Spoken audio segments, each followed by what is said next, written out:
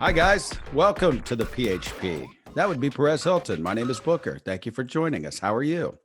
I'm good, but all of my kids are home now. It's summer. Oh. So I'm back in my bedroom. Last week it was because we had gone to see Backstreet Boys the night before. Now it's because there's no other quiet space in my room, in my house, except my room. And I'm excited because there's so much to talk about. Britney Spears and her wild wedding, which continues to generate headlines, new developments, and craziness. Also, Amber Heard speaking out for the first time. Christina Aguilera also getting conservatives shook and upsetting a lot of people. Plus, an interview with Larsa Pippen, the Real Housewives of Miami star, ex of Scottie Pippen and Kardashian friend. Nemesis? No, I wouldn't say nemesis. Kardashian friend still, I think. I don't know. We'll talk about that and more. But first, how are you? I'm doing well. Thank you. All is good. How are you? That's the better question. I'm good. I just got over COVID. I thankfully had a very mild case. You got the good COVID. Yeah. I mean, Well, I honestly didn't even. So like 2 weekends ago now, I was sick, but I thought I just had a cold because, in the last 2 years, there have been a couple times where I've had a cold and I didn't have COVID before. I didn't have a fever. I didn't have shortness of breath. I didn't have a loss of my taste. It really just felt like a cold. Yeah. And I only found out I had COVID when my youngest was sent home from school. And the policy at her school is to go back to school. She has to have a negative COVID test. I'm like, okay, no worries. I'll take her to go get a COVID test. I thought, okay, for sure it's going to be negative. She just, was sick today. And her test came back positive. And I'm like, oh no. So he tells me after we record last week's podcast, which was the day after we'd went to Backstreet Boys, and Kellen, her first journey out of the house in probably 3 years, she's with him. So I'm like, motherfucker, if he got her COVID, I'm never going to hear the end of this. She didn't get COVID. No, she did not. Well, we were at an outdoor event. Yeah. Thankfully. Well, and it's funny, but when he found out that he had COVID, he had the hazy line, which, I'd been through the whole COVID. I'm like an aficionado now. I was like, oh, you're at the end of COVID, bro. Like this, you're like probably not even contagious at this point. Yeah. Because you were probably, 6-7 days out from your initial symptoms. So that took a little bit of, strain off of our situation here. But yeah, there were many tests taken over the course of the next couple of days, but she flunked them all. So good. It's all good, or passed them all, however you look at it. And my youngest, I was worried because the 4-year-olds, they can't get vaccinated yet. But thankfully, she just had one bad day, one bad day. Yeah. But it was a really scary day because she barely ate that day. She had no appetite. And she did have a slight fever. Yeah. So that was scary, but I'm vaccinated. So then I just feel like I had a cold. You really got the good COVID. Mine sucked. Like I had a good solid 3 to 4 days of just utter shit. And it sucked. But you got, I don't know, maybe you got the same strain as me, and it's sort of, worn down. I am younger. I'm younger, Yeah. I did learn, from my mistake is, now I have on hand, which I didn't, a bunch. I have like 6 COVID tests at home, rapid tests. Just next time anybody starts to feel sick, just take one of those. Start to swabbing. Yeah, because, but then again, part of me also is like, we're just going to be dealing with this forever. I think. Forever. Yeah, like COVID is just here to stay. It's just here. Yeah. So how is that going to affect businesses in the world going forward? Are we going to keep all these COVID protocols in place forever? It depends on what the variant is and what it does. It's like this new B whatever. This one supposedly, forget vaccines, forget even your immunity from having COVID. This round, it's like, don't care. It's something new. So it just depends on, how it morphs and what it moves into. It's very shitty, but like you said, it is what it is. I was just reading Hugh Jackman, who's currently on Broadway in The Music Man, just tested positive for COVID the second time this year. Maynard James Keenan of the band Tool 4 times. In this year? 4 times total. Since COVID started, he's had it 4 times. How insane is that? Wow. Crazy. Well, let me see here. What can I talk about? What can you talk about? We'll do... Where the heck? Here we go. There we go. I don't know how to segue, but you know what? We got a lot of show to get to. We will be starting with Britney Spears and her wedding. But before we get to all that, sponsors are an important part of our show. Please support our sponsors. And I'm excited to remind you all about Fulton. Thank you, Fulton, for sponsoring our show. They offer these super comfortable cork insoles that mold to the arch of your feet to give you custom support at a fraction of the cost of going to an orthotics person. I love these. They help, especially, now that I'm back in the gym and being more active. I have flat feet. As I've said, I've had the really expensive kinds before, and these work great, and they're comfortable. They're designed by doctors, podiatrists, and chiropractors, and you can get them and should get them right now for yourself or those you care about by visiting walkfulton.com and use code Perez10 for 10% off site-wide. That's walkfulton.com and use the code Perez10 for 10% off site-wide. I wear my Chucks, so, and I think everyone probably has a pair of Chucks that they're, hoofing around in. They're great. They're perfect for inside your Chucks. You get that extra support. I love mine. I wish I had, 50 more sets of Fultons. They're great. Britney Spears. Congratulations to her and her now husband, Sam Asghari. They got married a few days ago, and their wedding was shrouded in drama before she even walked down the aisle. Earlier that day, multiple bombshells went off. The first one is her ex-husband of a few days, the marriage that got annulled, Jason Alexander. He showed up at her house in Thousand Oaks uninvited and live streaming it. All right, whatever. I understand attention seeking. I understand deep thirst.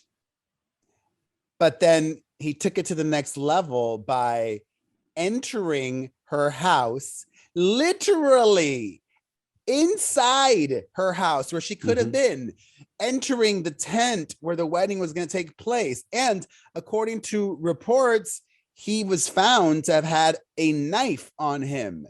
So what if things got violent? What if? Yeah. And this is just speculation.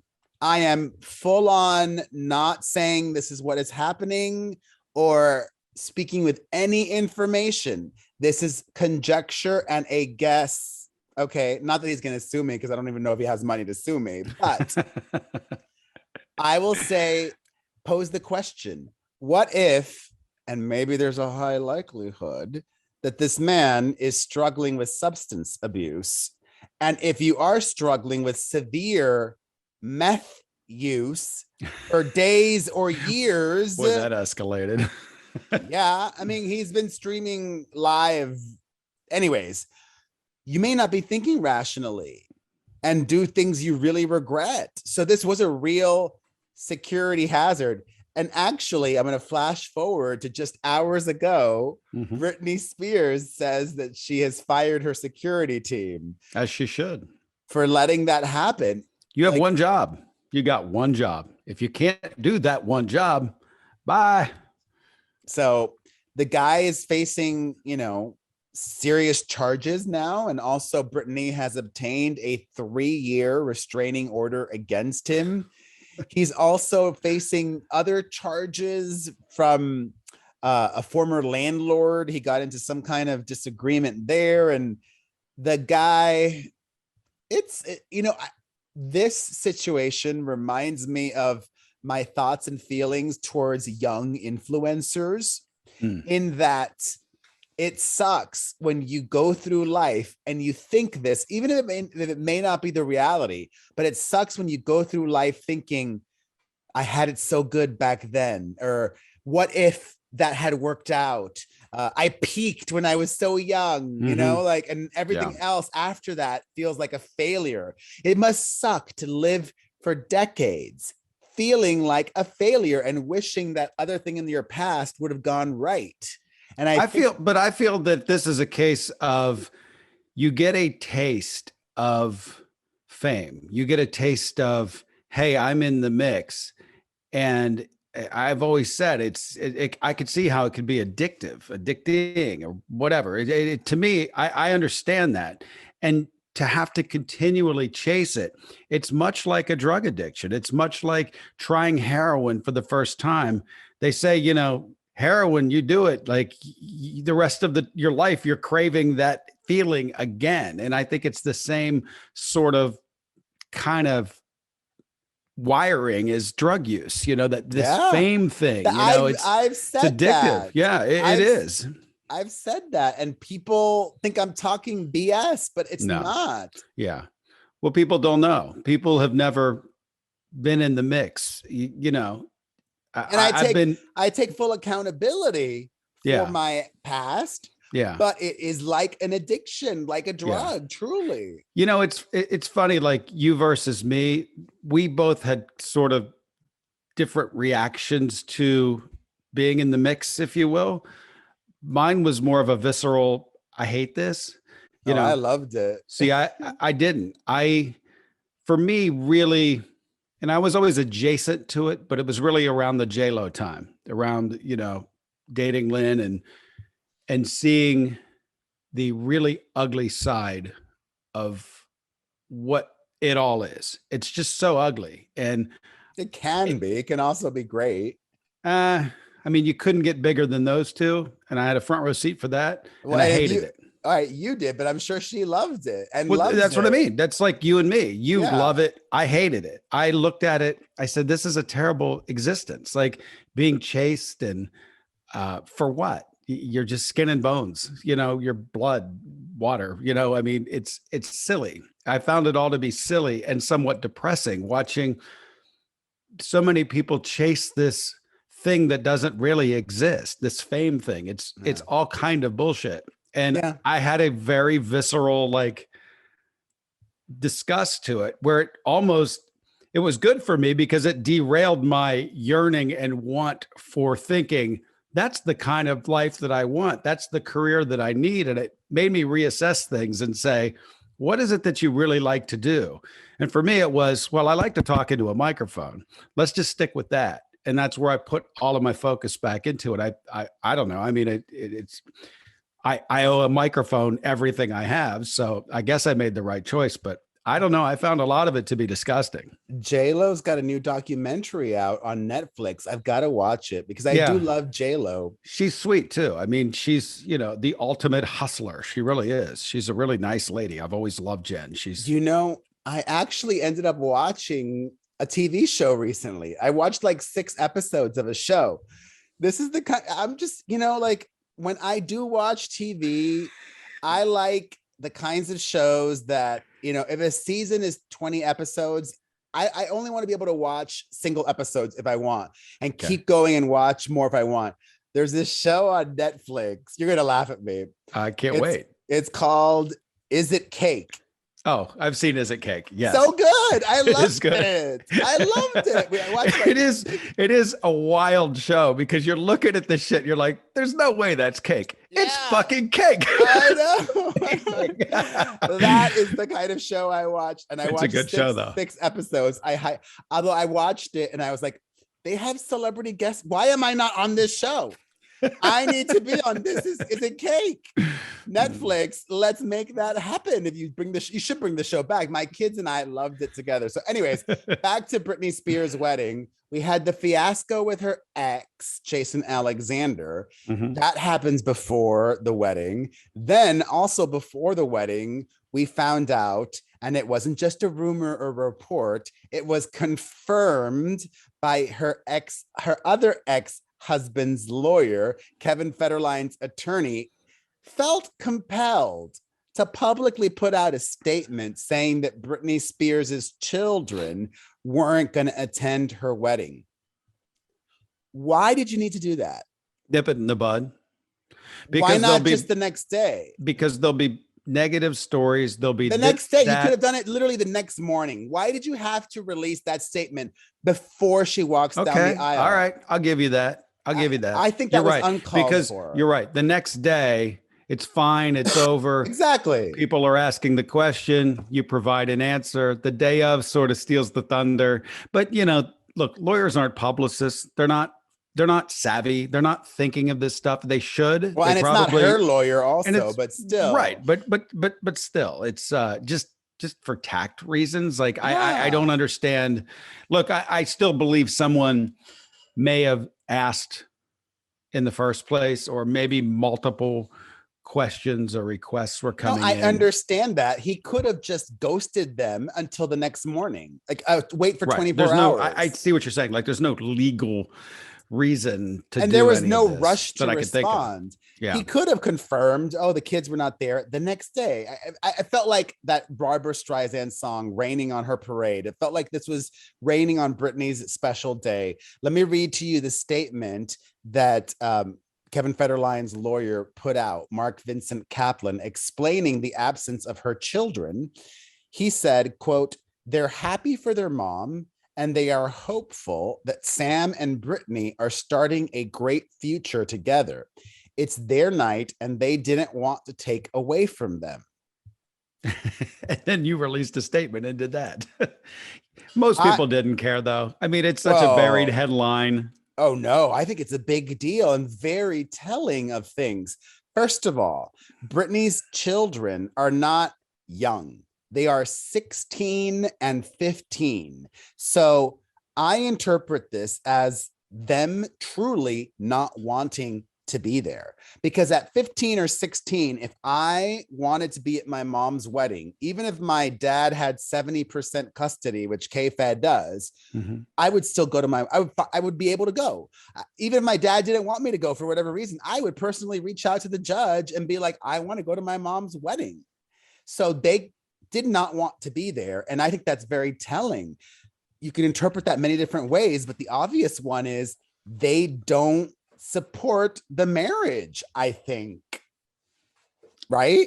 We're talking about teenagers. It's, Yeah, we are, but clearly they don't support this union. I don't know clearly. I mean, I guess I could see you jumping to that conclusion, but it's not even a jump. It's a baby step. It's a baby step. Yeah, I don't know. They're kids, and I'm a little uncomfortable even wondering. They're under 18. They're still children. They're not thinking as adults or thinking this through, or even have the opportunity to understand why it's weird that they're not there. They're children. So no comment. If you are watching or listening and your 15 and 16-year-old do not support you getting married to somebody, let's take the marriage part out of the equation. You could just get married and not have a big wedding. If your 15 and 16-year-olds are against it and are not going to be at your wedding, do you, listeners and viewers, still go ahead with the wedding? Call us. Let us know your thoughts. 800-721-1185. I have 3 children. If my 15 and 16-year-old were against my wedding, I don't think I would get married. Really? I mean, no. You're going to let Sorry. I don't think I would have a big wedding. I would get married, but I wouldn't. There's no need, right? You're the adult. Be the adult in the situation. Tell them to have a seat, and we can. Yes, come on. I don't Getting understand that. getting It married is for married. you. If you and your partner have decided that you No, no, want to have there, a ceremony and whatever, the kids mm, need to get in line. Okay. That's, the yeah. but the That's, I but don't even think it's putting your children first. It'd be, I would imagine you would have an adult enough relationship that your parents, or I'm sorry, that your children wouldn't be against your wedding. You know what I mean? It's, but not even children. Families often yeah. are against wedding. Adults, parents. Yeah. I mean, look, So this is a very odd situation because your parent is one of the most famous people on the planet, and nothing about your upbringing or your mother is normal at all. So, I'll just go back to what I said. They're children. It's hard to understand their rationale to any of this because no one in the world can kind of relate to having Britney Spears as a mom. There's very few people I will, finite amount of people. but like I said, a lot of non-famous people go through things like this Yeah. as well. Yeah, And I'm just saying it's a much different situation, though. not really, like in a sense, yes, but in another sense, all people experience things like this. So if I'm lucky enough It's back to this fame conversation that we just had a moment ago. There's nothing normal, rational. There's no parallel that you can draw to a normal person when you're in that boat. They're much different children than a normal child, and they're children. So it's, Yeah. I don't know if we're talking about them. I just disagree with you. But I was talking about everybody. Okay. Now, so Okay. I would, and so I don't necessarily disagree with your point. Normal people, but these aren't normal people, and I'm just trying to make that concrete clear. yes. So to double down on what I said, if my children or my mother or the people that matter most, if they are not supportive of my marriage, but if I am sure this is my soul forever mate because I'm going to get married, I'll get married, but I'm not going to have a big wedding or a wedding then. Personally, like, what's the point? Because the wedding isn't just about What if your partner wants that? You're right. It's not just about you, but what if your partner wants that? He's been waiting his whole life to have some sort of, so you're going to say, no, I'm in charge. That's not a partnership. I'm not going to have him. It goes both ways. If my partner's mother or father or children hate me, you got to live your life, Perez. I wouldn't worry about your mother, your children, or anyone. Live your life. I would by getting married. I don't need the big ceremony. If it's not going to be making the point that it's a we. It's a we. It's not a me. That's why I just said it goes both ways. If my partner's mother or child or whomever hated me, what's the point of having the big ceremony? There's no point. Well, let's still get married. It's our relationship. The point is, unless you want it. But I don't want it because that would create even more drama, and that will create bad memories. You're just putting them in front of yourself. And that's fine if that's what you want to do. I mean, that's you. I don't think you get into a relationship that way. I think you get in as a pure partnership and you say, this is a we, and we figure this out with our family. If they don't like it, they don't have to come, but I'm having my goddamn wedding and I'm going to fulfill every dream that my partner has and that I have. That's how I would approach this. Well, when you get into a relationship with me, you know that with me comes my family. With you comes a ton of baggage is what comes with it. It does. Not everybody puts their family as much as I'm talking about your emotional baggage, not your goddamn family. That's a whole other package to unpack. Not everybody puts their family as much as a priority as I do. And I do. So that needs to be understood. But thankfully, my mother, I don't know about my kids, but my mother is smart enough. Like if she were not supportive of me marrying somebody, she would keep that to herself. You think? Oh yeah. Really? Yeah. Oh, I don't see your mother that way at all. I figured she would like browbeat you somehow. She would she would have her way to say that she's not for this without saying it. No, with certain things, she knows. Like, for example, my sister, my mom and I talk, my sister might be hearing this. My mom and I talk privately to each other. So is she going to have a second kid? When is she going to have a second kid? Is that happening? But we'll only speak about that to each other. We won't ask my sister. You can't ask your sister if she's having a second child. We can't talk about that with her. Oh, really? No. Yeah. But your mother has these same conversations about you to your sister. What do you mean? Well, I don't know what they are, but she has her own relationship with your sister and they're making fun of you or goofing on you. We're not making fun of my sister. Oh, I'm just saying they're making fun of you. I don't know if they're Oh. making fun of your sister or not. Your wackiness. No, it was just an example of like I got something you. that's Yeah. very That's sensitive like all right. that. All right. My mother doesn't talk about that with my sister. So All she right.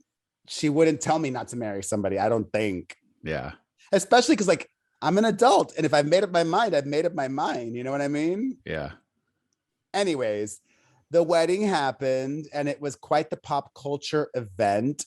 There were a lot of celebrities there that Britney had only met on her wedding night, I think. Really? Or that she barely knew. I don't know how well she knew Selena Gomez. I don't know how well she knew Drew Barrymore. I think she might have met Drew Barrymore once or twice before, but invited her to her wedding because they had an Instagram moment a few months before that. You know, Britney shared on Instagram that Drew was her girl crush, and that was like a big deal. So she invited her to her wedding, and Perez Hilton was there. That makes a lot of sense because Perez has been in Britney's crew for a long time, and Madonna was there, and Madonna's been like this maternal figure, and Madonna's been very supportive of Britney for a long time, and a lot. And I was happy to see this. You know, Sam Asghari has sisters, and his whole family was there. So it wasn't too elite or exclusive for his family not to go. Of course, his family was there, and it was still an intimate affair. Like I think about what I read was 60 or so people, so not that many people, and it wasn't even a wild wedding. The whole thing, I think, from start to finish lasted just 4 hours, from 6:30 to 10:30 p.m. Like it did not go through the evening. Was this at her house or was this It was at her old house in Thousand Oaks. So we're all over the place today. We're going to get back to the wedding, but after the wedding, Britney's not gone on a honeymoon yet because she's been busy moving. She bought a new house, not in the boonies, thankfully. Thousand Oaks, for those who don't know, where Britney lived for like a decade, is far. It's like an hour away. Now she moved to Calabasas, which is still kind of far, but like maybe 35 minutes away instead of an hour away. It's like 10 miles difference. Yeah, but traffic, I don't know. It's far. There's no traffic on the 101 after Calabasas. It only gets crazy around Calabasas, Woodland Hills. But anyways, still sort of the same hood. But a lot closer. It's not a lot. Like I said, it's about 10 miles. I don't even think it's 10 miles. It may be more like 6 or... Yeah, it's a lot closer. I live out here. Okay, you're talking 4 exits up from me. Okay, I know where I'm talking about. Well, to get from like West Hollywood to from where you are, yes, it could be an hour. Well, for sure. I mean, you got to come up the 405. Yeah. Anyways, so congratulations to Britney. Got a new house. Got a new man. The wedding seemed fun. You know, like they were all singing Madonna's Vogue.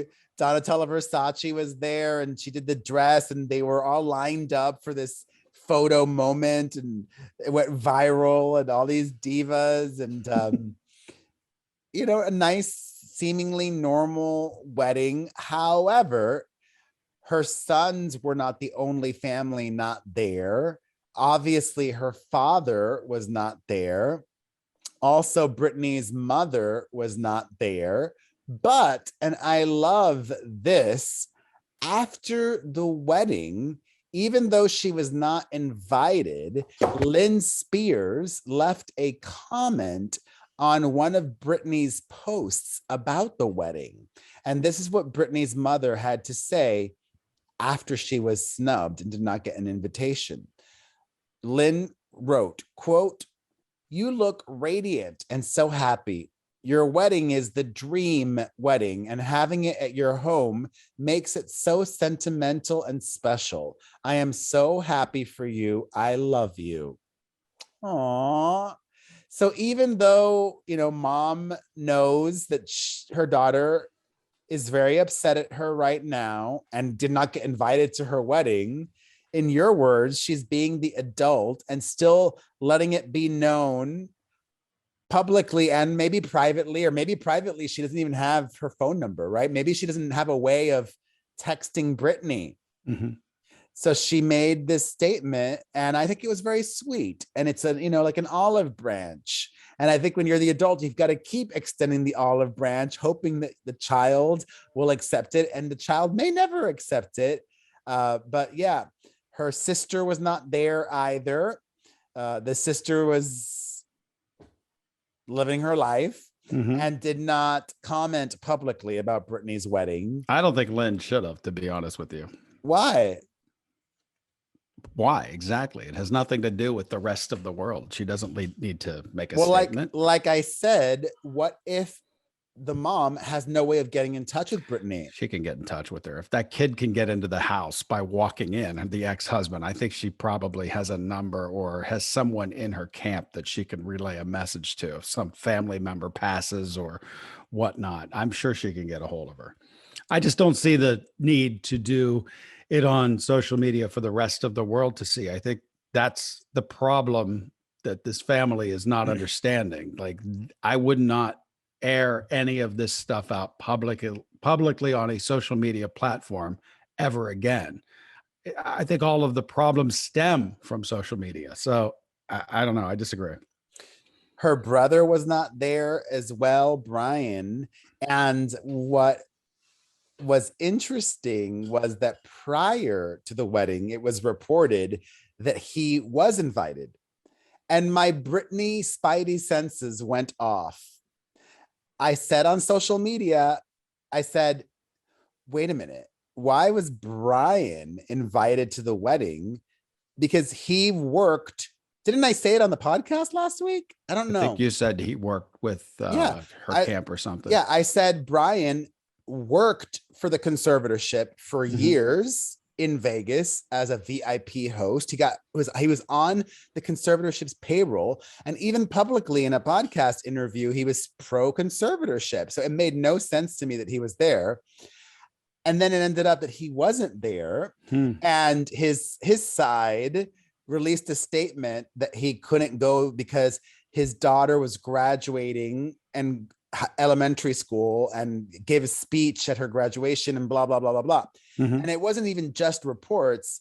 He and his girlfriend have a joint Instagram account, and Britney Spears' girlfriend publicly said that he was invited but could not make it because of his daughter's graduation. And I said, I literally said early yesterday, I'm calling bullshit here, and I fully expect Britney Spears to publicly set the record straight, and boom, she did. Britney took to her Instagram to call her brother a liar and say that he was not invited to her wedding. Actually, let me read to you what Britney said, because she deleted the post, so you can't find it now. But in a now deleted Instagram post, Britney Spears said, "Brian, your podcast interview was so special." Eye roll emoji. "I know you and the family had no bad intentions at all whatsoever, taking all those years away when I wanted to honestly just be a respected individual with a glass of red wine. But like you said in your interview, Brian, when asked by that incredibly kind man, why doesn't your family just let her be? Your response was, she can't even make a dinner reservation. None of you ever wanted it to end because you all loved telling me what to do and treating me like an absolute nothing. What you said right there to that man in the interview said everything, Brian. This post says everything to me, for the record. You were never invited to my wedding, so why even respond? Do you honestly think I want my brother there, who told me no to a Jack and Coke for 4 years? What? P.S. I have an assistant to make my dinner reservations. Did you not know? I know you're my blood, and yes, blood runs deep, but no family of mine would do what you guys did to me. Go fuck yourself, Brian. Fuck you. Wow. She sounds completely on the up and up. Everything seems normal. Nothing to see here, folks. Wow. No, she does seem normal. Absolutely. That's on social media. No, it's not normal, you nincompoop. It is not. This is not the action of a sane person, okay? Are you high, calling out your freaking brother She's online very for this? hurt. Oh, She's very hurt. Then pick up the phone and say that. Come on. Jesus Christ. She doesn't want to have what a relationship. What a cuckoo bird. She would pick up the phone and call him if she wanted to have a relationship with him. She clearly doesn't. I've made my point. I don't need to say anymore. You clearly are out of touch with a lot of people. A lot of normal people do shit like that. I'm completely in touch with sanity. One person on this podcast is not. I see all those normal No, you see nothing. You live in a world that is so fraudulent and fake and this and just sickening. And this behavior is no, I'm not. I'm not out of touch at all. Normal people don't do this stuff online.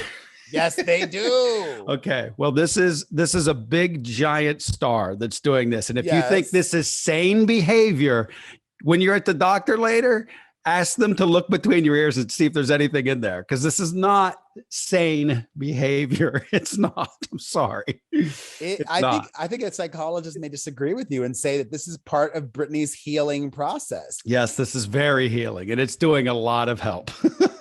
Get out of here. I'm not a psychologist, and neither are you. So I don't need to be a psychologist to know what is tactful, what is normal, what is acceptable public behavior. None of this is okay. So that to me is a sign of your mental state is what I'm saying. Yes, it is. Your words are. I'm not saying this is quote normal behavior. Okay. This is you not did a second ago. No. You said normal people do this. They do. There's a difference. I'm not saying this is normal behavior, but a lot of normal people do this as well. Okay. Anyways, an update about the wedding. Afterwards, we found out that, yes, thankfully, Britney has a prenup with Sam Asghari. And a lot was made of the fact that, he's not going to get anything. That's a bit of a false claim because, yes, he may not in the prenup get any spousal support. He may not get anything, ... except for half of whatever she made during the marriage, because that's the California law.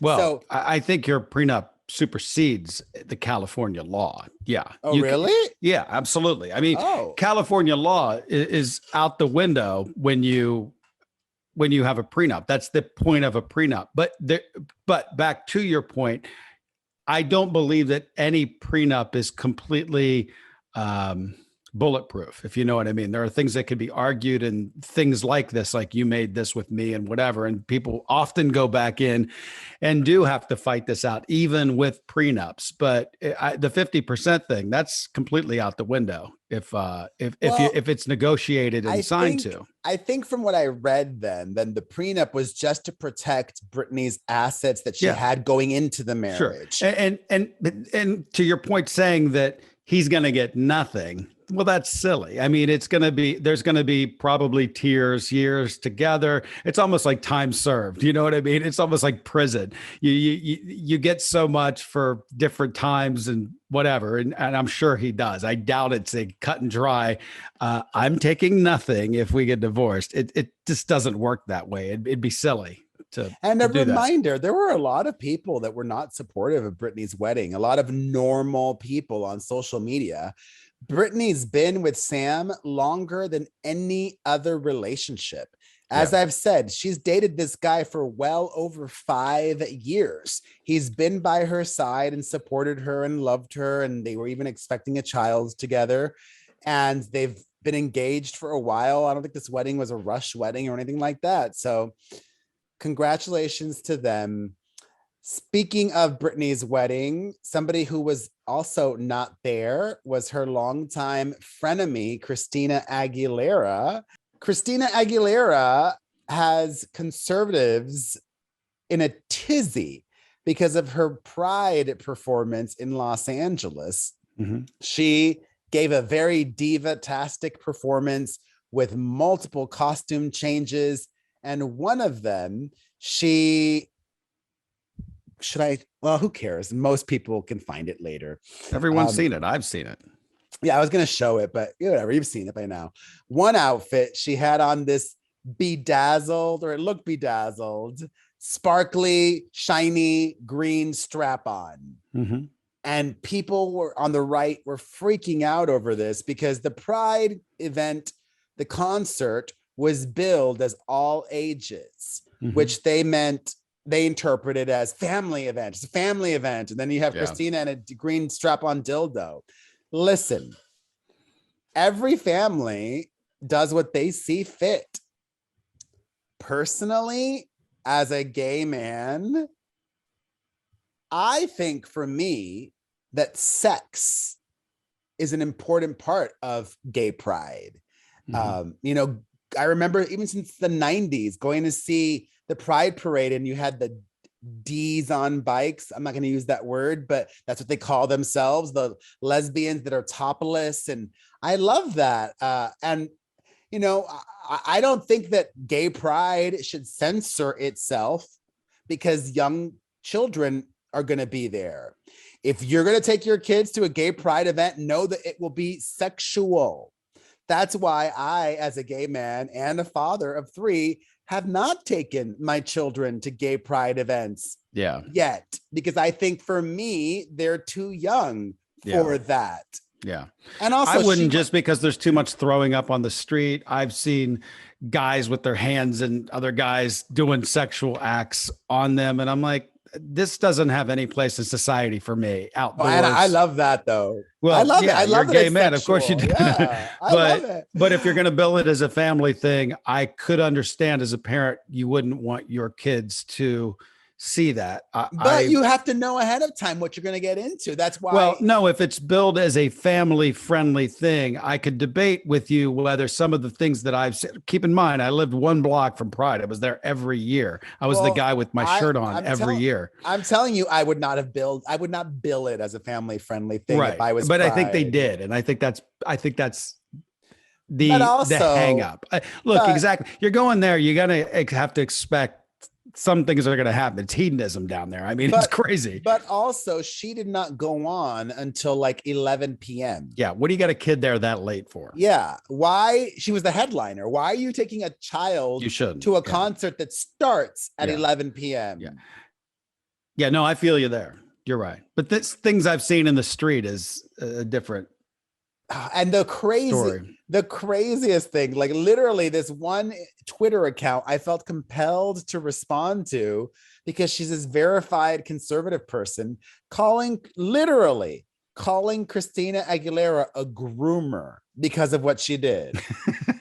I'm like, it may have not been family. Why do you give friendly. these people any fucking like... You spread this stuff. It's you spreading this because this wouldn't get to any of us. This stupidity. You're responsible for spreading this stupidity. You don't understand it, right? It's smart to engage with stupidity. No, it's not. It's great not. Engagement. It isn't. You're wrong. Let stupid people go be stupid and be above them. I disagree with you wholeheartedly. It's one of the reasons why I respond to hate.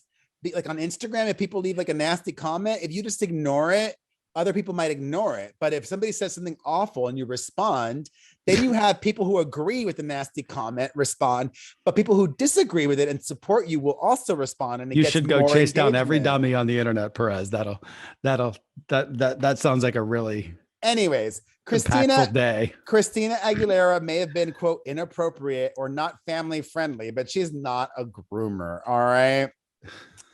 In other wacky news, Amber Heard, I wouldn't say it's wacky, but a lot of people think it is. I don't think it's wacky. To me, this makes perfect sense.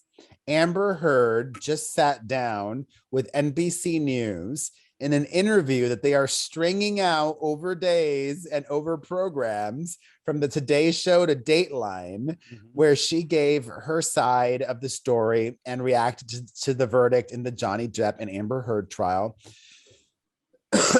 She understood why the jury voted the way they did. She thinks it's because Johnny Depp is this huge A-list actor. She also thinks it's the role that social media played in the trial, and that even if the jury was doing their best to avoid it, that it was unavoidable. And I kind of agree with that. I don't disagree at all. Yeah. The tide went one way. The masses are asses. Most people are lemmings. All people are followers. There's very few leaders. Once again, she's fighting upstream. You can't, and she's out there already talking about it. And you know what I love is like Amber Heard breaks her silence. What fucking silence? The court case was last week. I mean, what it took her? She had to fly across the country and change her clothes. I mean, what silence? There was no gap in between. That's just an expression, But still, it's just fun. The girl needs to take a break. Okay, that's what she can't see the forest from the trees. And I get it when you're in it. You think that you have to, and you can change the public opinion and the course of the stream. You cannot take a break, go away. She also, the expression doubled down, tripled down, and insisted that Johnny Depp lied about the physical violence, that he was physically abusive to her. And, there are all these people who are criticizing her saying, oh, I thought she wanted to move on from this and yada, yada, yada. I am not an Amber Heard defender. I am not a Johnny Depp defender. In the same way that I understand and can get in the mind of why Britney Spears responded the way she did to her brother, I understand why Amber Heard is doing this, giving that interview. Imagine if I'm not saying she was right, but imagine if she is right and she feels like the world got it wrong. Yeah. I'm not going to shut the fuck up about it. Yeah. I don't disagree with what you're saying. I understand it. I just think it's the wrong move. It doesn't matter. I said it last week. I'll say it again. It doesn't matter what that court decided. That doesn't mean she's wrong.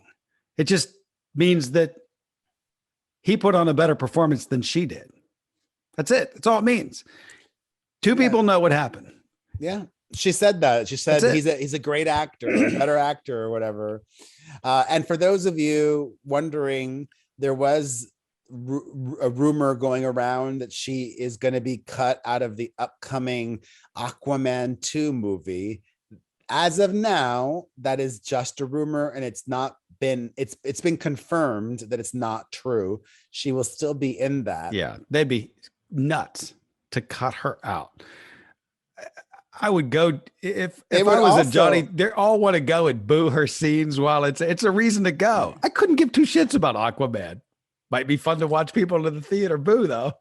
It would also be so expensive to cut her out and reshoot all of that. Like, for sure. At least $10 million in reshoots, I would imagine. Not a clue. Meanwhile, I didn't even have this to talk about, but just briefly, that Ezra Miller, actor accused of actually being a real groomer. Wild allegations. Now Ezra has gone missing, and it'll be interesting to see what Warner Brothers in DC does with the Flash movie, because their lead actor is imploding. Yeah, it's just a mess. All right. Speaking of messiness, Rebel Wilson came out, and we found out afterwards that she was kind of forced to come out by a local newspaper in Sydney. She's now dating a woman. It's her first same-sex relationship. And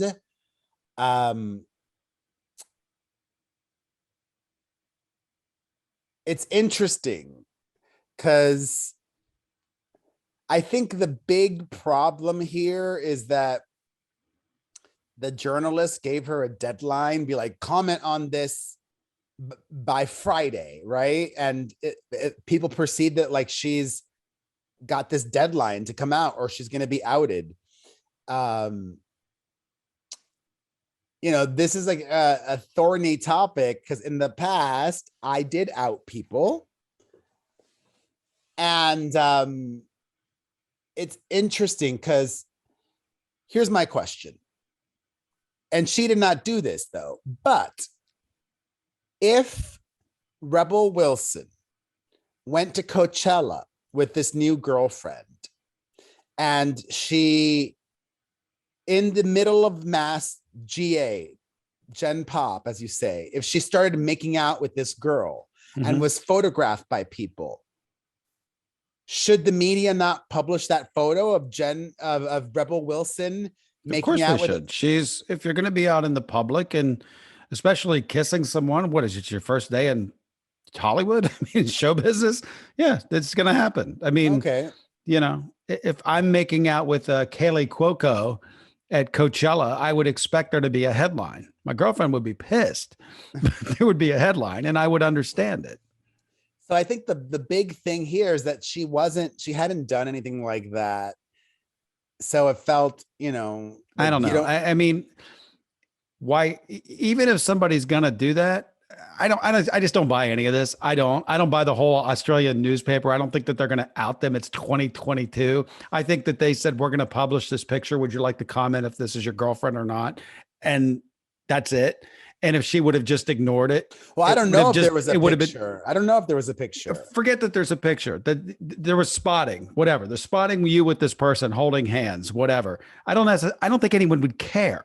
I don't think anybody would be like, I don't think you would pick up that Australian article and look in it and say, oh, she has a girlfriend. I care. I just don't know if I don't know if she's taking a situation and making it something that it isn't. That's all that I'm saying.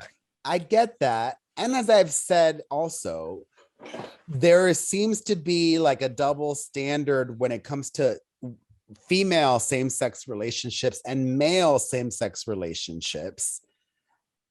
The gay community, though, I've learned this lesson. They are of the school of thought that you just do not out people. You just don't do that. Yeah. And I don't do that anymore. Yeah. Well, it's a different day too. And I feel you. I mean, that just seems obvious, but I guess back to the situation, I don't know what it was. What were they threatening to? I don't know. To me, I just smell thirst and how can I get a headline out of this? And how do I turn this? Because that's what I see over and over. Well, speaking of thirsty, this is just a rumor. Okay. It's like, you know, I did not confirm this independently. Okay. It could have been bullshit, but somebody slid into this is why I haven't reported it. And I'm only talking about it on the podcast. Okay. Somebody slid into my DMs and gave me some information about this new girlfriend of Rebel Wilson's.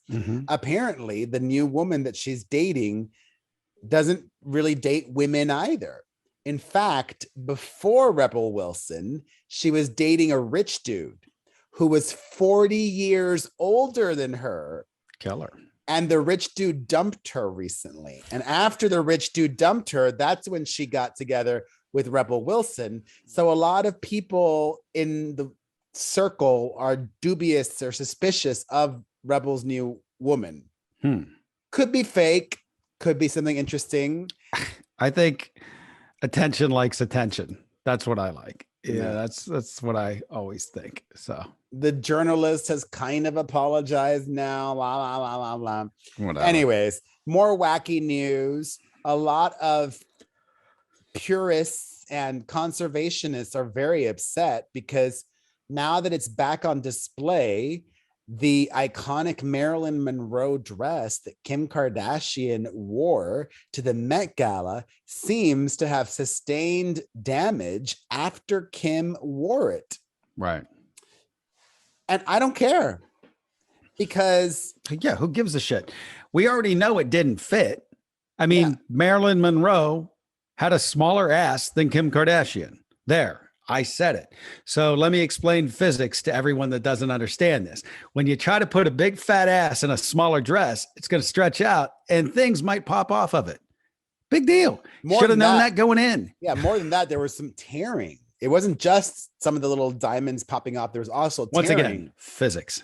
But I don't care because this is not in the Smithsonian or the Met or something like that. Right. The dress was bought by Ripley's Believe It or Not, a private institution. Right. And they can do with it whatever they want. Yeah, this is a non-story. And let me tell you why. This is a first of all, this is a giant win. And Ripley's knows this, by the way. I'm just trying to tell everybody else that's not getting this, that's understanding the clickbait of this. This is a gigantic win for Ripley's. No one gives a shit about Ripley's, believe it or not. 0%. Okay. It's like a stupid freaking thing when you come to Hollywood and you realize Hollywood's a dump and there's nothing to do in Hollywood. You go into Ripley's, okay, and watch some wax figures that nobody cares about. It's like you're from Tulsa. You're like, what do I do in Hollywood? Oh, let's go to Ripley's. Okay. So no one knew this dress was here. I've been to Ripley's in Hollywood. Whatever. You should have a wax figure in there. I should. You should. That'd be great. Okay, so you have this dress that nobody knew that they had in the first place. Now it's doubly famous if it was famous in the first place, which I contend that it wasn't. No one gave a shit. Of course it was famous. Come on. No one was iconic. In regular pop culture. We're not sitting there talking about this dress. Now we are. It's okay. Let's go with your theory. It was famous. Now it's doubly famous because Marilyn Monroe wore it. And then Kim Kardashian wore it and stretched it out and fucked it all up. So now it's even a more famous dress and more people are talking about Ripley's. That's what's going on here. No one's upset. They expected this to happen. Once again, if I have to explain physics to the world, I will. All right. And even more wacky news, the 18-year-old daughter of Charlie Sheen and Denise Richards has just joined OnlyFans and is putting up provocative content. How provocative? I don't know because I have not signed up to look at it. Well, I figured someone would tell you. I think she's only posted like one belfie, a butt pic. Like she hasn't posted much, to be honest. Is that really a word? Yeah, a belfie. Huh. I mean, so I'm sure somebody else took it, like an ass photo. Okay. She's 18, you know, she's a legal adult. She's living again with Denise Richards. They had a bit of a falling out there for a while, and she went to live with Charlie Sheen. I say this. Well, first of all, Charlie's not pleased. Right. Charlie released a statement saying, quote, this did not occur under my roof. She's 18 years old now and living with her mother. I do not condone this, but since I'm unable to prevent it, I urged her to keep it classy, creative, and not sacrifice her integrity. Denise Richards said, Sammy is 18 and this decision wasn't based on whose house she lives in. All I can do as a parent is guide her and trust her judgment, but she makes her own choices. Denise Richards previously posed for Playboy. If mom posed for Playboy, you can't be upset that your daughter now is doing OnlyFans. They're not. See, it's like going back to the last story. No one's upset. Okay, she's not out there. The parents. I don't believe they are. I don't believe for 1 second. You don't think Charlie Sheen's upset? No. Matter of fact, the fact that he's putting out a statement and she's putting out a statement, they're both smelling commerce and they're like, good for her. Go make some money. And on top of it, you just said she's posted a picture of her butt. Who cares? Like, seriously, go to Santa Monica, the beach, and look at her in her butt. You know, I'm sure we could find a bathing suit picture of her on Google for free. I don't buy any of this. I believe that they both put out statements. Now it's a story. People are going to go there, check it out. The assumption is there's probably going to be some porn, you know, action, and there isn't. And she's making money off of fools. So, you know, go make the money. So that's my take. I could be completely wrong. I'm not a dad for this reason, because I'd probably have a girl and she'd fucking do this kind of thing and it would drive me insane. But I don't know. I just smell commerce. Justin Bieber is not well. He is suffering from this facial paralysis issue. It's called Ramsay Hunt syndrome, which actually is a kind of herpes, which is fine, whatever. People have herpes, it happens. But it's really scary. It's affected his ability to perform and sing. He said he's had to cancel a bunch of shows on his Justice World tour. He released a video where you could see like this one part of his face was paralyzed. Wishing Justin Bieber well. His wife recently had some major health issues. What's going on in that fucking house? I mean, my God. But how lucky are they to have each other? Well, you know? Didn't he say years ago he has Lyme disease? Yeah, he's had a lot of health issues. It's wild because I had a girlfriend in high school She had Lyme disease. Is it Lyme's or Lyme? Lyme disease, right? Lyme, I Yeah, think. not plural. I don't know. She had it, and she had that paralysis in her face. So initially, when I saw the story, I was like, "Oh, he really has Lyme disease." Like, because I'm not a doctor. I know literally dick about it. I know it comes from ticks, and he lived in Canada and probably spent some time in the wilderness. It happens. Being from West Virginia, it's I know a little about it, but she had it, and she had the same. I guess it was like a droop. Best way to explain it. But I think it kind of went in and out with her. This is so many years ago, it's hard to remember, but I just assumed it was that. So it's odd to hear that it's something not that, or maybe it's connected. I don't know. Maybe it's all like similar, like Bell's palsy is like the same, similar, and yada. Anyways, more music news. Post Malone, ouch. There's usually only down to go from up. His new album has done well, but by comparison to his last album, major disappointment. Post Malone's new album did not even debut at number 1. Damn it. The new song is just not good. It just is so generic. And it's like a Chris Brown 2010 sound that's been done a million times. And, for the guy that put out Circles last and Rockstar, such great songs. I don't even know the new song, to be honest. I've listened to it. I probably heard it, but it didn't register. Played it in a music meeting for everyone the other day, just because I wanted, I wanted to like make sure everyone had heard it. And I'm like, this is terrible. Like, I'm shocked how average it is for a guy that's so usually in front of things. I'm just really blown away.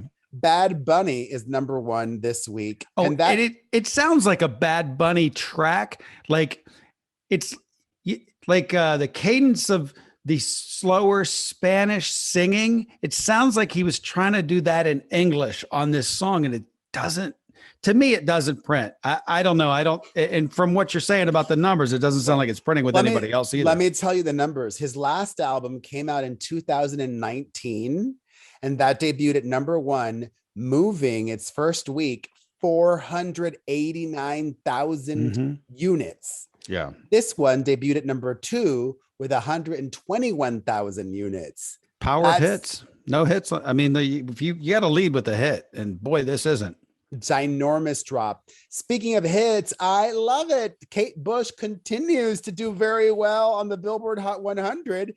She went up now to number 4, and I've been streaming the song so much just because I would love it if for some reason it got to number 1. It could. I really think it may. I mean, radio has really started to bang this, and I think Top 40 radio is even playing it now, as they should. As I was explaining to my radio audience that if you don't watch Stranger Things, that this song is literally the equivalent of being a character on a show. It's that there's that much emphasis. It's featured on a lot of episodes, but it's almost a character in itself, the song, which doesn't happen too often. But I just wrapped up this final season. The final, I think it's 2 episodes that are like 2 hours, are July 1st. Just the Duffer Brothers are so good. I mean, I've said this ad nauseum, but it was such an imaginative, creative. What's fucked up about it? Like, to me, these are kids set in 1986. So they're like freshmen in high school. My old ass was a freshman in high school in 1986. So to me, it's like just looking at the walls, the phone, the Coke can, it's so weird. I know why I love it. I'm almost just surprised why kids love it as much as I do, but kids are kids, I guess. But it was a simpler time, and what a great show. Wildly imaginative. Well, in more music news, Halsey finally released that song. It's called So Good. And I think I was wrong. I had not heard the song before. Yeah, you were talking about another song. I knew you were, because the clip was not that. Yeah, it wasn't. And unfortunately, I don't really care for this song either. I knew you were going to say that. It's called no. Your thought still worked. It was just the wrong song. Yeah. listen, I don't dislike the song. Yeah. It's perfectly a perfectly fine song. Yeah. It actually, I wouldn't call it a hit. I feel like it's the kind of song that'll peak at number 22 on the Hot 100. It feels I don't like even think it'll get that high. it feels like a Taylor Swift B-side. Like it almost feels like a good Taylor Swift song, but not quite. So I think the problem with that, and I won't get too specific into it, but like with to me as a pop connoisseur, a pop song is all about the chorus. And unfortunately, this new Halsey song, the verses are better than the chorus. When your verses are better than the chorus, you have failed as a pop songwriter, I think. I don't necessarily agree with that. There are some sneaky choruses that after time sort of get under your skin. And Harry Styles is a good example of like that last album, the big hit off of it. The chorus didn't seem to be great, but sometimes it gets under your skin. Watermelon I'm not saying Sugar. no, the one before it. The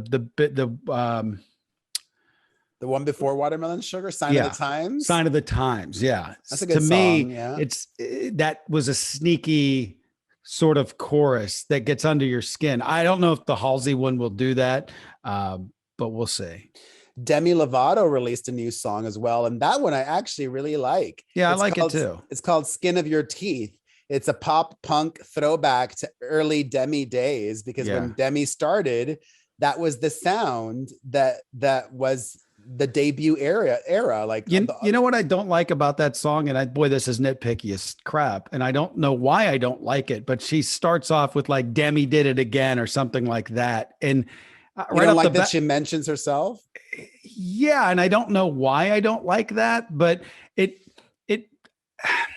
doesn't make it like generic. Universal. That it could be about that it could be about anybody. It's really just autobiographical. I can't say that word right now. It's about herself, and something about that just, I don't know, hits me wrong. I guess it doesn't bother you, but I do like the song though. The rest of it, I was like, I dig that. The lyric was, I think, Demi leaves rehab again. I really like the song. Anyways, also BTS released a new song called Yet to Come. Total garbage. Crap. Didn't hear it, so I have no comment. Love you, BTS fans. You guys are great. The Halsey song is like Grammy Record of the Year compared to this new BTS single. So bad. I can't believe it. Well, good luck with the army. Well, they announced words with you. Actually, BTS announced that they're going on a hiatus. Yeah. Well, they've downgraded hiatus to a break. There's an update on that story because people were freaking out that it was like, what do you mean a hiatus? And they're like, no, we didn't really mean a hiatus. They're all going to release solo albums. Yeah, great. Take more money. Get that money. Some TV news briefly. Matthew Morrison has been replaced on So You Think You Can Dance with Leah Remini as a judge. She has no dance training or experience outside of being on Dancing with the Stars one season. That would be like me being a judge on that show if I did Dancing with the Stars one season. It would make no sense. Well, you take that money all day long. I mean, of course, yeah. Having Leah Remini be the host of So You Think You Can Dance, that makes total sense. But a judge? Gotcha. I don't know. Also, the Wendy Williams show ends this Friday, the very last episode. And Wendy is not going to be on the show. That's a mistake, I think. Yeah. They could have. She's the namesake. That's a total mistake. But that just tells you how much acrimony's there. And they just can't. They just can't. That's what's happening. But even if they thought there was going to be drama, pre-tape it. Pre-tape something. It's all pre-taped anyhow. If it goes for shit, then just tape something else. No, if it goes for shit, even better. There'll be a lot of publicity for that last episode. Yeah. Yeah. And finally, before calls, an update. It feels like forever ago since the Winter Olympics in February. There was all that drama with that Russian figure skater. Remember that? Well, as a result of that, the World Figure Skating Organization, the International Skating Union, is raising the minimum age of Olympic level skaters from 15 to 17. I wonder what Tara Lipinski has to say about that. The former American gold medal Olympic winner, because she won when she was 15. I don't know. There's that. Let's take some calls. Hey guys. Hey, I looked up both Brad Pitt and Johnny Depp's net worth, which, you know, you can take it lightly online, but usually they're kind of accurate. They're not. Johnny Depp says he's $100 million and gets like 20 million per film, and Brad Pitt's 300 million. So that must be also from his production company. Yeah, I guess he's got loot. He's got tons of loot. Yeah, those are not accurate though. Right. Is yours online close to what? No. No? Yeah, I looked mine up just yesterday. It's funny because this conversation came up on my other show, and I looked mine up. I was like, I would kill myself if I only had that much money. If you only had, I mean, I would be retired if I had as much as oh, really? Yeah, that just tells you how low mine is. Yeah, they say I'm worth $30 million. Oh my God, yeah. You wouldn't be doing this fucking show if you had $30 million. I would literally be just acting. I'd be doing community theater. I'd be doing the shit that makes me happy. Yeah, just here we that. go.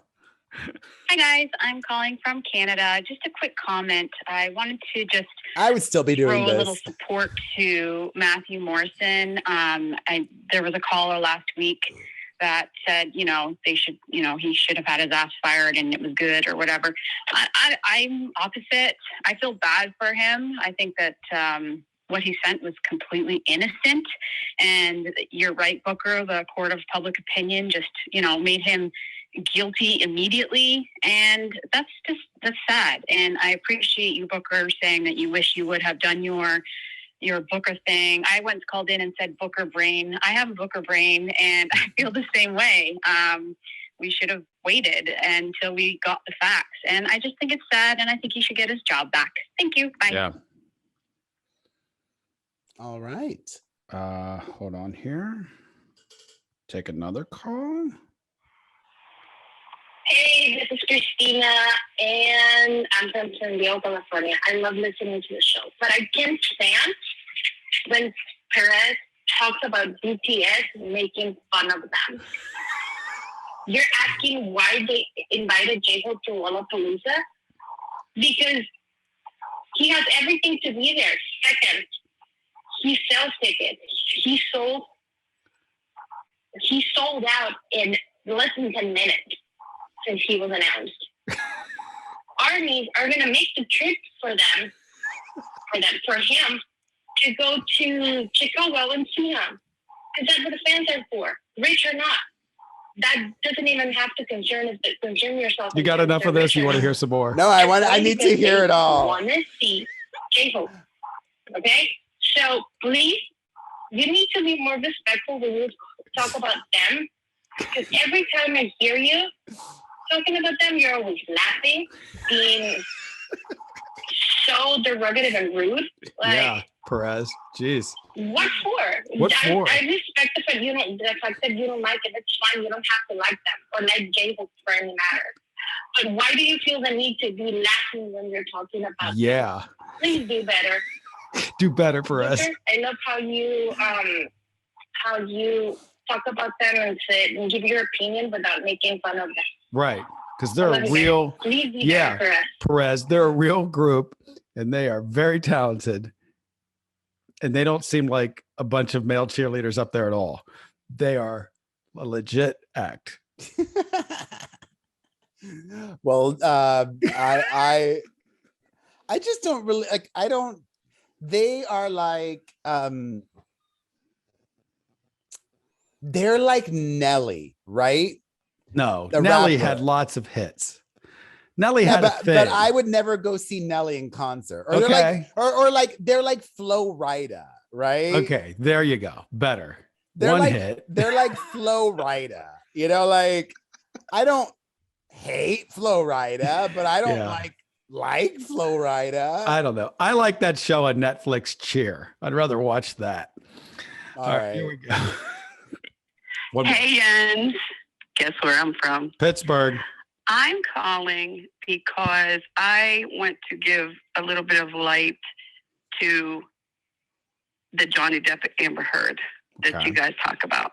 Okay. And I myself have been married to 2 men that were very abusive. Very abusive. And I'm going to tell you why I knew that she was lying. And I've never seen a Johnny Depp movie. I've never seen Pirates of the Caribbean, any of them. I've never seen any of them. Probably the only person in the world. So I'm not a quote unquote Johnny Depp fan. But I'm going to tell you, when you listen to those tapes, especially the one where she was recording him and then walked away like with the little snicker on her mouth. I've had enough. I can't take anymore. Guys, this was a great show. Thank you so much for listening. You know what's so funny? I was thinking to myself over the weekend, well, I think I might have even been talking to my kids about it. It's like Pirates of the Caribbean or Pirates of the Caribbean. Both are correct, probably. I got into a heated disagreement with my 7-year-old daughter because she for sure thought I was singing this One Imagine Dragons song wrong. That Believer song. I was singing make you a believer, and she says, no, it's not believer, Dad. It's not believer, it's believer. I'm like, but you could also sing it believer. I'll make you a believer. We're poor both children. Right. I believe we're out of time. All right. So let's talk to Nene Leakes now. How about that? No, not Nene Leakes. We're talking to Larsa Pippen now. Same person, whatever. Shut up. I don't know any of these people. But I'm going to get to know her right now. Yes, she's the ex-wife of Scottie Pippen. She's currently starring on Real Housewives of Miami, which is coming back for another season. We talk about all of that. And she says something very surprising that she did to Johnny Depp. So you'll want to hear that. That's a good tease right there. No way I'm going to listen, but a good tease nonetheless. All right. I could tell by your background that you're in Miami at the moment. I am in Miami. Help me get the timeline right, because I did a little bit of prep for our interview, and for a period of time, you were living in Los Angeles because your son went to high school at that Sierra Canyon where they have a really good basketball team. So yeah, we go back and forth. I still have my house there in Beverly Hills. Scotty still has a house there. We just go back and forth. We've always been kind of bi-coastal. How old are you have 4 children? Yes. How old are they? So Sophia's 13, Justin is 16, Preston is 19, and little Scotty is not so little anymore. He's 21. So the youngest 2, I mean, they have to be, are they being homeschooled, or do they go back and forth? No. Yeah, they go to school. Well, they were going to school here, and a couple of years ago, we put them in school there. Last year they did school virtually. So we were based out of here. Because that was a mess. Yeah. Yeah. So this year they're literally going to finish school in LA. Sophia and Justin will be here on Saturday in a few days. So what prompted the move to put them in school in Los Angeles in the first place? So like you said, Sierra Canyon has an amazing basketball program. So it was just for that. Well, and Scotty used to be on ESPN that's filmed in LA. So it just kind of made sense for us to, we're like, hey, let's go spend a year there for the school year. And Scotty was doing his show there. So it just made sense for us. But our kids love LA. Like they love LA. Do they prefer one over the other? Miami or LA? I think Preston likes Miami. I think little Scotty likes LA more. It kind of varies, So we've talked about your ex, Scotty. Be as honest as you can. What is your co-parenting relationship with him like these days? We are like best friends. We do basically, I feel like our personalities are the same. Like we're pretty traditional in the way we like take care of our kids and the way we like love our kids. So we co-parent really well together. We get along well. It's kind of weird, but we're pretty good friends, Do you hang out as friends? Like, do you spend time outside of just the kids? Not really. I think it's more about the family dynamic. Like it's more about like the family dynamic for our kids. Like I was on the phone with him the other day and I said, "Hey, Sophia wants me to take her to Jamaica." And then he's like, "Should I come?" And I'm like, "Yeah, if you want to come, come." I like that. Yeah. The Real Housewives of Miami is streaming now on Peacock, right? Yeah, it's actually on Bravo also. Oh, it's on Bravo also. Well, that's a nice upgrade because originally Yeah. I thought it was going to be a Peacock exclusive, is what I heard. I don't No. watch. Listen, I like to be honest. I did my research. I tried to, be prepared, but I've got 3 kids as a single parent. So the only TV I get to watch are like, we're watching stupid like Nickelodeon shows because Nickelodeon is on Netflix now. And the only time I have to watch TV, I just sleep because I don't get much sleep. But did Scotty make any cameo on this long in the works, delayed season of Real Housewives of Miami? No. I don't think he likes reality TV. It's not his thing, he's not really into it. You have a close co-parenting relationship. Did he express any opinion, positive or negative, about you returning to reality television? No, I kind of just said to him, I said, "Hey, do you care if I do Housewives again?" And he said, "No, if you want to do it, do it." So then I was like, okay. And then I asked my kids, because, 10 years ago, my kids were so little. And so this time around, I was like, "Hey, do you guys care if I do the show? Do you want to be a part of the show?" And they were like, "No, you should do it. And if we're home and want to be on TV, then cool. Like if we're home and want to film, then cool." So it was like no pressure for them, So did you ask your Scotty just like as a courtesy, or if he would have said, "No, I don't want you to do that," would you not have done it? I mean, I kind of like wanted to do it. I'm in Miami. I feel like I'm in a new phase of my life. So I probably would have done it anyway. I just kind of wanted to give him the heads up, like, "Hey, what do you think? Like, do you think I should," just to get his opinion? So when you were first on the show, you were married and now you're single. Is that like a big part of your storyline? Like, are you going on a lot of dates? Is it like life as a single mom in Miami? I mean, it's definitely more fun this time around, I feel like. I think when I was on before, like being married to an athlete, you really have to like watch how you navigate. You have to really like just be smart and not do anything reckless because of, like the NBA affiliation and all that stuff. And this time around, I wasn't married to an NBA player. So it was, it's much more, I feel like I'm more real this time around and I'm more open and, just, taking it all in. How many years was it between, well, you were only on the first season of Real Housewives of Miami, right? Yeah. And it only did 3 seasons total. So when it ended, it's been like what, 7 years or 8 years or a while. A while. Did you and the rest of the cast feel this pressure to deliver? Like, we got to bring the goods to make sure it keeps going? Or what were your thoughts going into filming this time around?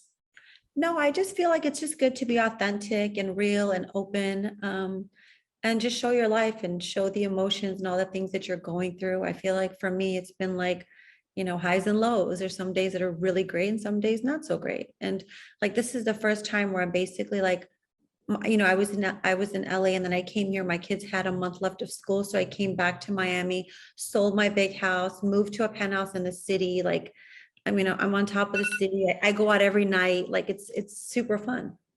You go out every night? I kind of do, because I feel like, what else do you do? Like, I don't have little kids anymore. So it's like super fun to be able to just like, I'm 5 minutes from everything. I've never lived that life, Wait, I did want to ask you about this. I'm not saying this, but obviously, Housewives fans are very passionate and vocal and active on social media. And how would you respond to those who do think, "Oh, what is she doing at the club at 47 years old?" I'm living my best life, and I'm not in a club. I'm at restaurants. I do go to clubs, but I'm mostly at restaurants. Like restaurants. You still like going to the club? I hate going to the club these days. No. But if it's like a birthday party or like my friends Okay. together, it's more like that. I don't really go to clubs anymore, but I like going if it's a birthday party or something fun like that. You know, when you're in Miami, that's like, it's not like how I think nightclubs are perceived in LA. It's different. Is it like, it's like, I mean, I'm from Miami originally, but I went running out of there. It's kind of like Vegas, but not. Well, you have to come back because it's completely different. Miami has grown so much in the last like 5 years.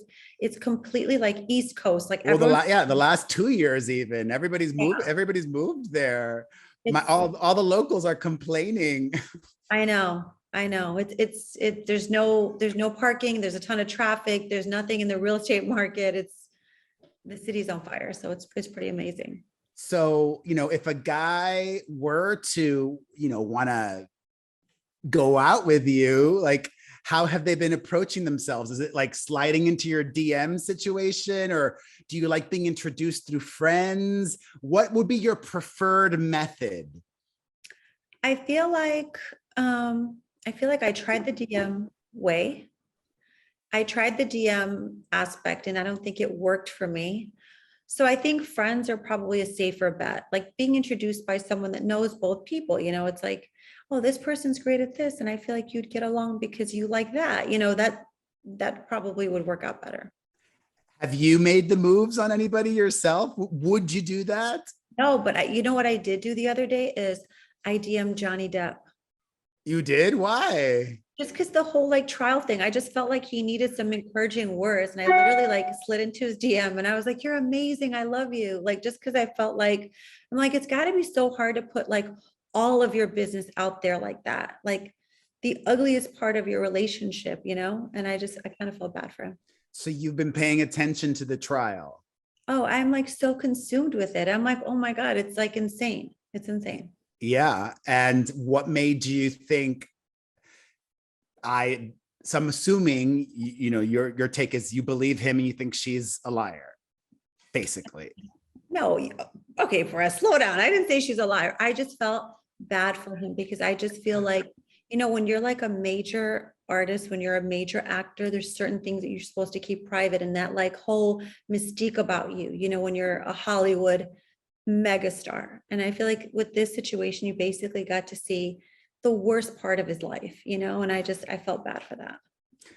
Yeah, I think that's why a lot of people tuned in, because it's like, oh my God, everything we ever thought about celebrities and how wild and crazy they are and all the drugs and everything, and they're talking about it out in the open. Oh my God. I felt bad for both of them, but I also felt bad for us. Like Marilyn Manson is being sued, or Marilyn Manson is suing his ex, Evan Rachel Wood. And, like I did a poll on my social media asking people, should that defamation case be televised? And the majority of people said yes. And that upset me, that people are viewing this as entertainment, when this woman and other women with relation to Marilyn Manson have made all of these awful allegations against him.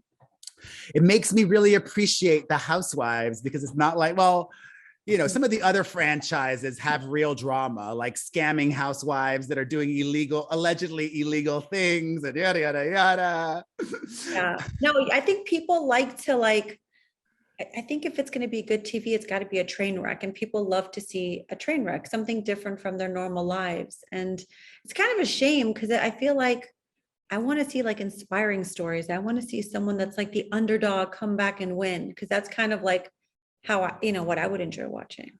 Well, then the Prince Harry and Meghan Markle reality show may be just for you, because they're doing a reality show, which really? I think is for Netflix. Yeah, I think it's going to be very boring because, as you said, a reality show needs drama. And I don't know what drama Prince Harry and Meghan Markle are going to bring.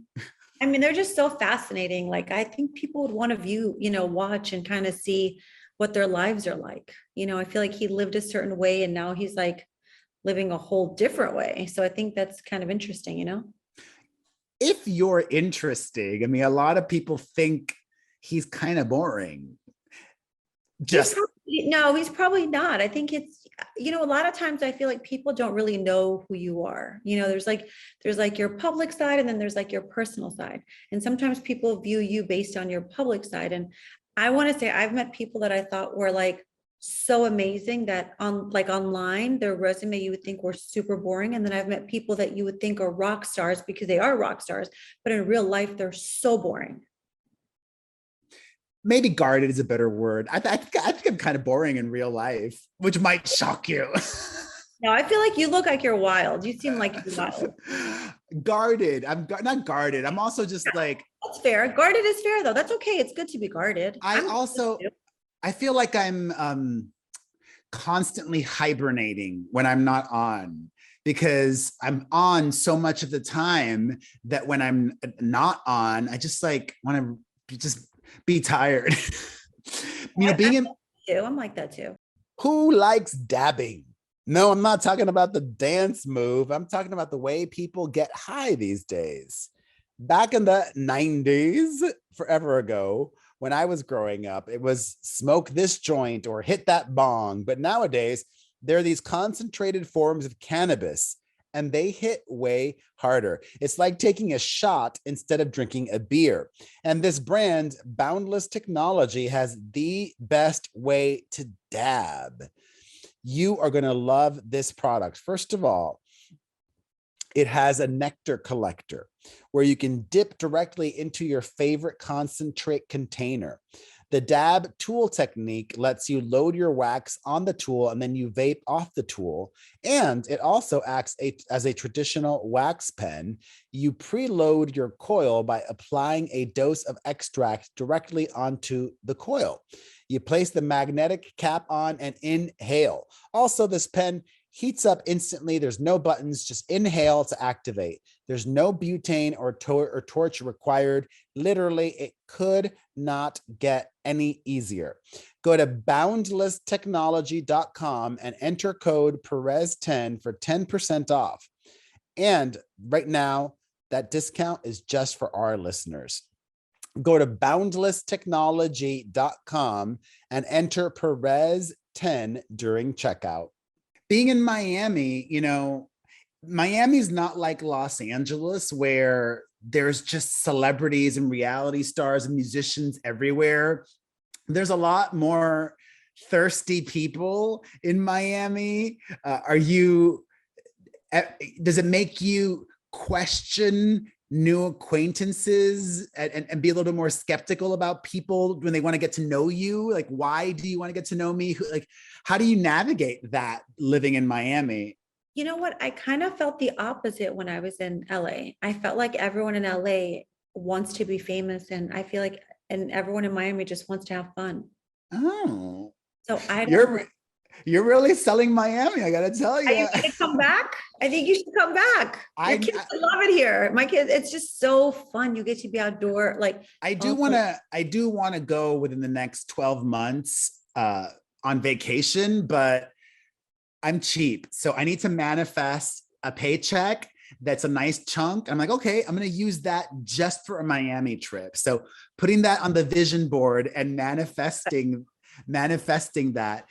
How did the process of getting back on the show happen? Or if you could tell us, like, because listen, I feel like Andy and I were like DMing each other, and it was kind of like, that's kind of how it came up.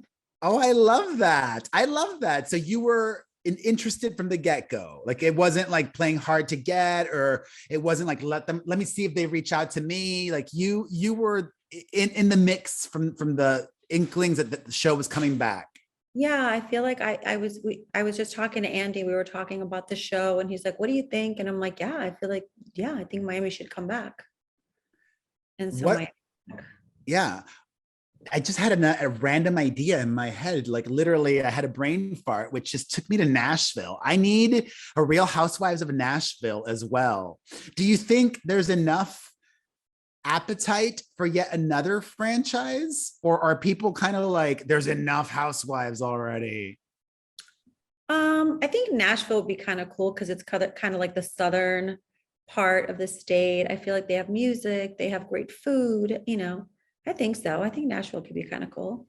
And it's like, you know, with any great reality, it's all about casting, you know, who is in it.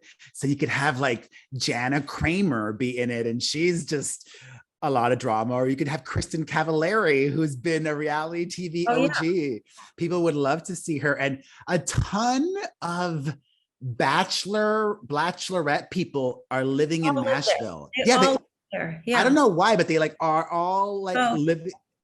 Put Caitlin Bristow in there, and like it's like, You know, my son was playing at Vanderbilt. So I was going to Nashville a whole lot, and I would take all my Miami friends, my LA friends. We would go there and party for like 5 days, and it was so much fun.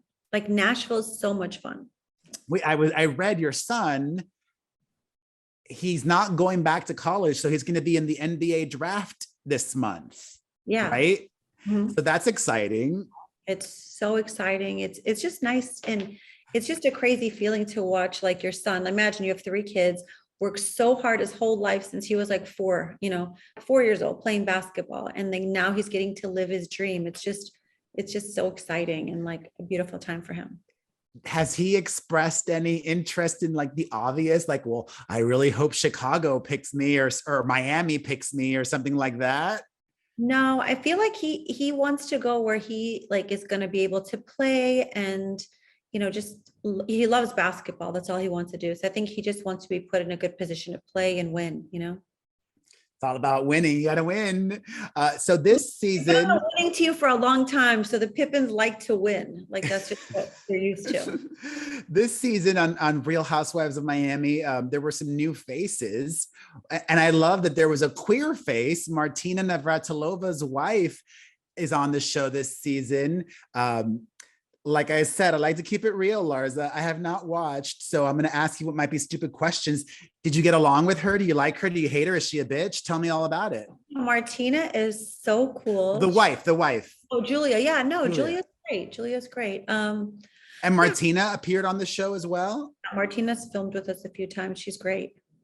Is there, was she like really funny, or is there anything interesting you can share about that?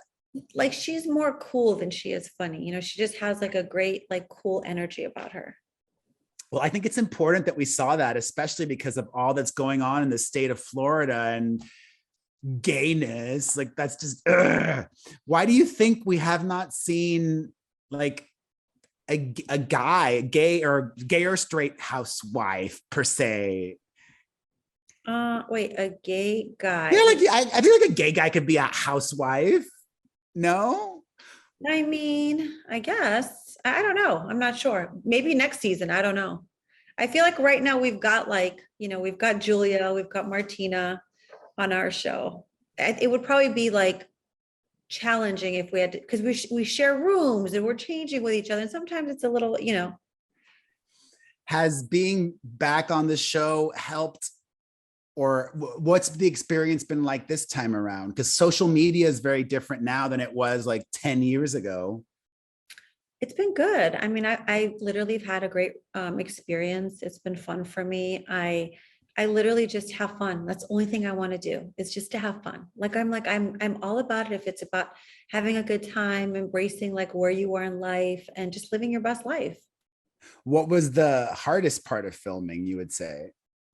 I feel like we do film a lot. Like I film a lot. It's like 5 days. Sometimes it's like, 3 different, events a day. So it'll be like, a dinner scene, a lunch scene, a breakfast. It's just a lot. Sometimes it's just filming could be a lot. It's a job. But how long did you film total for? It normally takes us about 3 months. I get asked about Lady Gaga all the time. Because she and I had a falling out. And I'm not even going to ask you anything about Kim Kardashian because I don't care.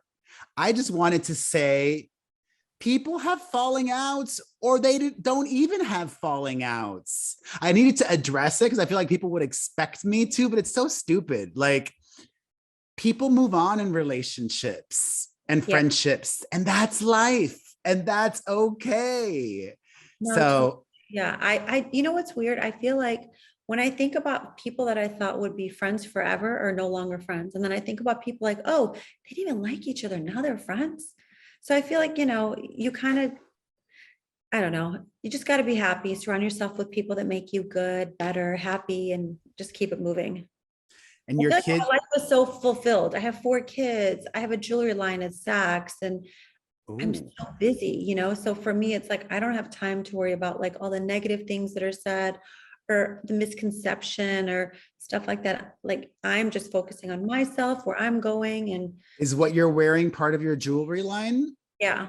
Ooh, that looks, is it, okay, so where in that store, named Marcus, you said, or what was the store? Saks, we're at Saks. Saks. Okay. Is it all exclusive to them or can people get it online as So you well? can get it online, larsamarie.com. How much does that retail for though? This I made for myself. I think I only made this one actually. Oh, okay. I mean, is it pretty, it's not very affordable. I, I It's do, high end jewelry, you would say. you know what? I do have all different, my range starts at 250. So it's not bad. Yeah, And you make it all in Miami or it's all made in LA. It's all in made LA? yeah. And has that always been a passion of yours, jewelry? I've literally like been designing jewelry for as long as I can remember. I feel like my dad used to always give me jewelry for my birthday, for my graduations, for everything. And every piece of jewelry that I have, I always remember and I always go back to like, oh, this was from, my graduation. Oh, this was from my 20th birthday. So for me, like jewelry is really personal. And I just feel like when you give someone a piece of jewelry, they'll remember it forever. It's not like clothes or anything else that you can give them, it's just something that kind of stays with you forever. Oh. I wish I was more of a jewelry person from my mom, but I'm just too cheap. I'm cheap. You know what? I was burned so badly. I had bought a house back in the day, and then I moved to New York because I was dumb and just, my son is young, and I want to live in New York for a while because I got to do it when my son is still young, and I didn't have my other children then. And then I sold my house and I'm like, I'm going to have an estate sale and I'm going to sell everything and make a good amount of money. I barely made any money off that estate sale. So like, if you buy jewelry, if I were to buy jewelry just with the intent of, I'm going to give it to my mom and then she'll give it to my daughter or one of my other daughters or her other granddaughter. If you keep it in the family, great. But I'm not buying jewelry like as an investment because that's risky to try to resell. Like, where are you going to resell it at the pawn shop or something? The pawn shop. Good stuff. You have to buy good stuff. If you buy good stuff, then there is definitely a resale value. I have things that I bought 10 years ago that are worth double today. I think you just have to know what you're buying. Is there a place that like people could go to resell? Is there like a go-to resell jewelry thing? I don't know. I don't really like sell jewelry. I kind of keep it. All right, I'll let you go. But my last question is, now that you've been through it with 4 kids, your oldest is just, going into the professional world. Is there any advice you would give me? Because mine are still really young. Like, what's the best thing that I could do or not do? I think like know your kids. Each child is different and each child has different needs. And I feel like love the one the most that needs the most help. Like, you know what I mean? Because I feel like whoever needs the most, I tend to like cater more to that one. And know your kids, everyone, I discipline my kids different with all 4 of them. I love them all different. It's like I have a different relationship with each child. Yeah, they're different. Every child is a different human. And you have to make sure that you nurture and you give that child different love than you do, the other one. Like for my oldest one was always like very self-driven, a super overachiever. So he didn't necessarily need to be picked up all the time because he was already like motivated. So I tried to make him softer because he was kind of already too tough. I was like, oh, I love you, like different. And then my second one is a little bit more of a lover. So I have to make sure that I like give him what he needs. It's just different. Scotty Jr. doesn't live at home anymore. Has he watched the show? He doesn't even watch TV. This kid plays basketball all day. He doesn't even watch TV. Have the other ones watched it? Do they give you any notes? Like, Mom, I can't believe you said that. Or like, Mom, I can't believe you did that. I mean, my kids are so like on me. If I post something on Instagram, they're all calling me on a group text, or like Sophia will be in the next room and she'll be like, I don't like that caption. And then Justin will be like, I could see the background. You're showing our address. And like, it's just, by the time you get through 4 kids and post something on Instagram, like forget it. So yeah, the show, they definitely nitpick everything I do on TV for sure. I have a lot to look forward to when my kids are older. It's fun. It's super fun. I think my kids are like my best friends. Like when you put a lot of energy into your kids, it's like good because then they come back and they give you that same energy. Well, I do. I mean, I just got back from vacation with my middle child for her birthday, just her and me, like a solo vacation. Yeah, I love that. My new thing that I do with each of them. Yeah, that's so good. I love that. I do that all the time too. I'll be like, like Preston wants to go to Paris. I'm taking Preston and Sophia to Paris. Ooh. Scotty and Justin's got basketball and Scotty's gearing for the NBA, so they can't go. But I was like, why am I not going to enjoy my time with the other 2 kids that want to go? Yeah. Yeah.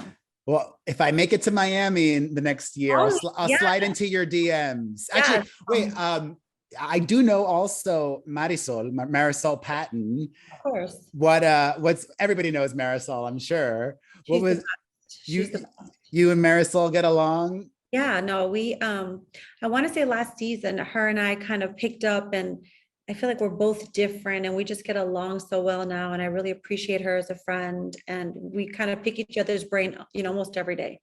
Is there anybody that you did not enjoy filming with this past season? Maybe, I don't know. I mean, maybe 1 or 2, but you know what they say, you can't like everyone in the room. Has it been announced if Miami's going to come back for another season? Yeah. Oh yeah. Yeah, I think so. So that's definitely happening. Well, we're filming right now. Oh, so it's definitely happening. Well, is that going to come out later this year or next year? Do you know? No, I don't know when it's going to air. I'm not sure. Well, can you vaguely tease anything that people who watch and love it can expect? A whole lot of drama. Well, we love that. All right. Well, thank you so much. I appreciate your time. And I appreciate you. Take care of your gorgeous children. Thank you. Have a good one. Talk to you soon. Bye. Bye. All right, everybody. Thank you for watching and listening. We appreciate you. Have a great week, and we'll see you next week. Yep. Bye.